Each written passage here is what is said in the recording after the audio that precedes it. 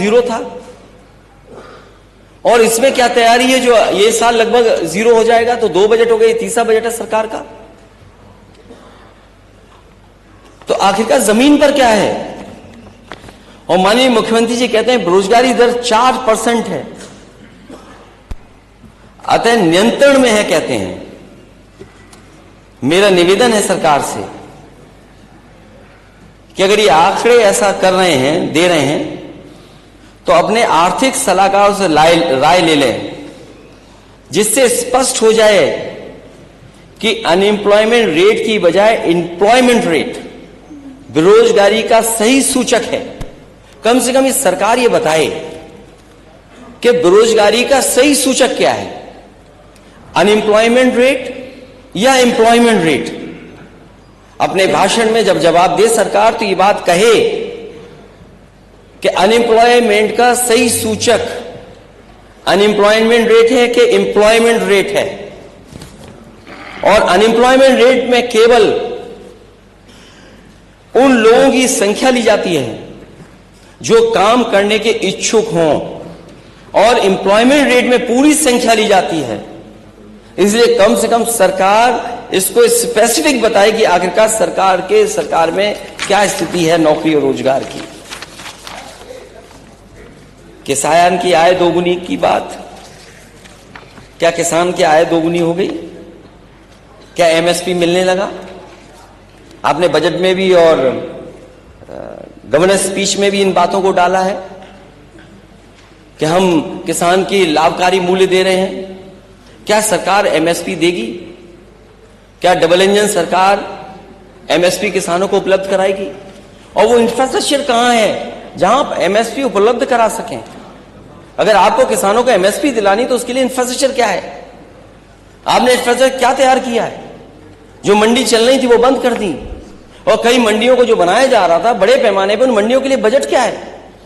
आखिरकार आपकी किसानों से दुश्मनी क्या है? आप मंडियां क्यों नहीं देना चाहते? और जो सुविधाएं किसानों को मिलनी चाहिए वो सुविधाएं क्यों नहीं दे रहे हैं? और एग्रीकल्चर रेट क्या है?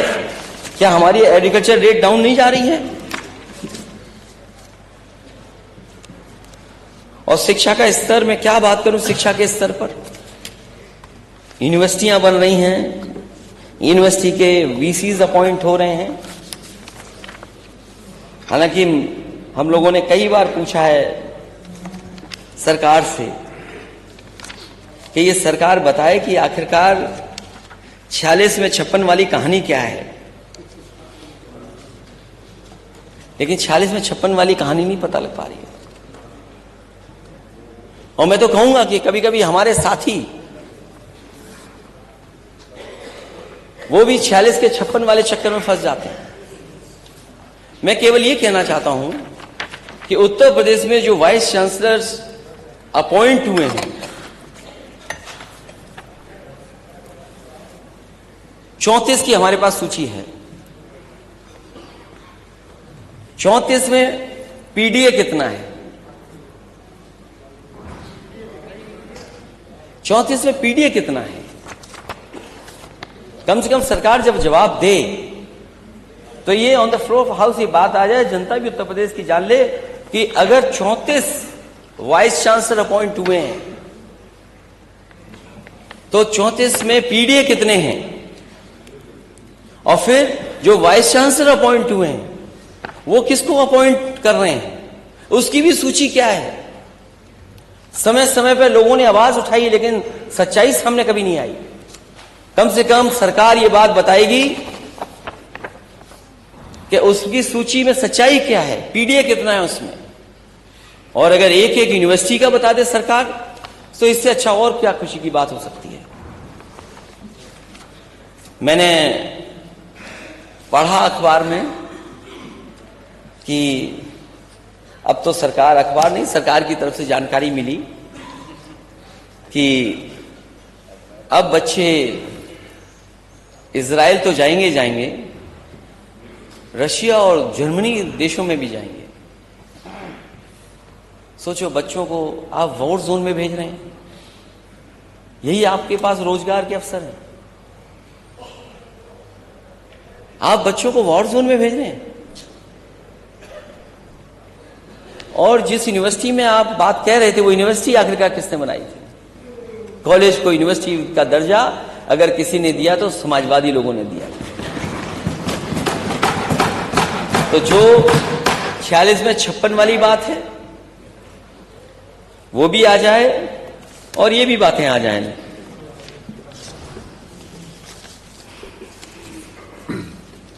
बिजली विभाग बहुत महत्वपूर्ण है कि मैं बहुत सारे विभाग को स्किप कर रहा हूं।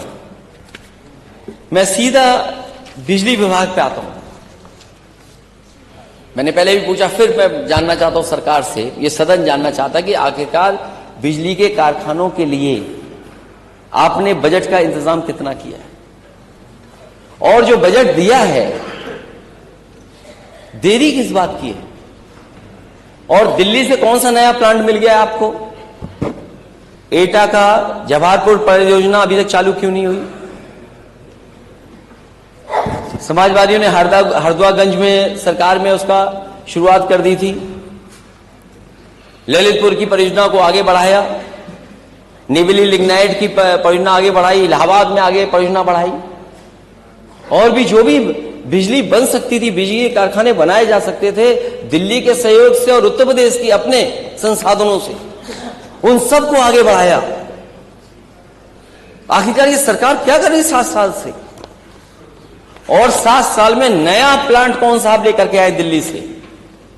अध्यक्ष महोदय, ये सरकार बताए कि बिजली का नया प्लांट कौन सा आप लेकर के आए हैं दिल्ली से?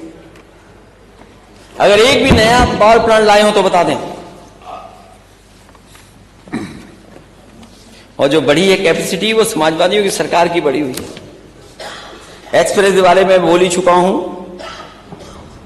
7 वर्षों से गड्ढा मुक्त सड़कों की बात कर रही है सरकार, और सरकारी आंकड़ों के अनुसार उत्तर प्रदेश ऐसा प्रदेश है जिसमें सबसे अधिक व्यक्तियों की मृत्यु गड्ढे के कारण हुई है। 2022 में हुई हैं। उत्तर प्रदेश में प्रयागराज और कानपुर में ही हुई। उत्तर प्रदेश में कुल लगभग 2000 रोड एक्सीडेंट हो चुके हैं, जिसमें 1000 से ज्यादा लोगों की मृत्यु हो चुकी है। तो आखिरकार ये गड्ढे कब भरे जाएंगे? और अगर गड्ढे भरे जाएंगे तो लोगों की जान भी बच जाएगी। न्यूट्रिशन मिशन चल रहा था सरकार का, न्यूट्रिशन मिशन को इस सरकार ने बिल्कुल बंद सा कर दिया है। और अगर सरकार $1 ट्रिलियन की इकोनॉमी का सपना देख रही है, अगर IMR और MMR जो पैरामीटर्स हैं वो बेहतर नहीं होंगे, तो हमारे आने वाली पीढ़ी का कैसा भविष्य होगा? जब आप $1 ट्रिलियन की इकोनॉमी का सपना देख रहे हैं तो कम से कम हमारे बच्चों का स्वास्थ्य भी बेहतर हो। मैं उन बातों में नहीं जाना चाहता हूं कि कितने मानक पर कितने बेड हैं इनके पास, एवरेज बेड कितने अवेलेबल हैं हॉस्पिटल में। हॉस्पिटल की दुर्दशा किसी से छिपी नहीं है, और इतना बजट देने के बाद भी खबरें कंट्रोल नहीं हो पा रही हैं। चाहे वो जिला अस्पताल हो, चाहे मेडिकल कॉलेज हो, गरीबों को इंतजार करना पड़ रहा है, तब जाकर के दवाई और इलाज हो पा रहा है। जो सरकार ये दावा करती है कि हम इतने नंबर्स दे चुके हैं बीमार लोगों को, इतना बजट दे चुके हैं, मैं अध्यक्ष महोदय आपके माध्यम से सरकार से कहूंगा, चाहे कम दें लेकिन गरीब के इलाज के लिए पूरा पैसा दें। ये नहीं कि आधा अधूरा पैसा दे दिया आपने।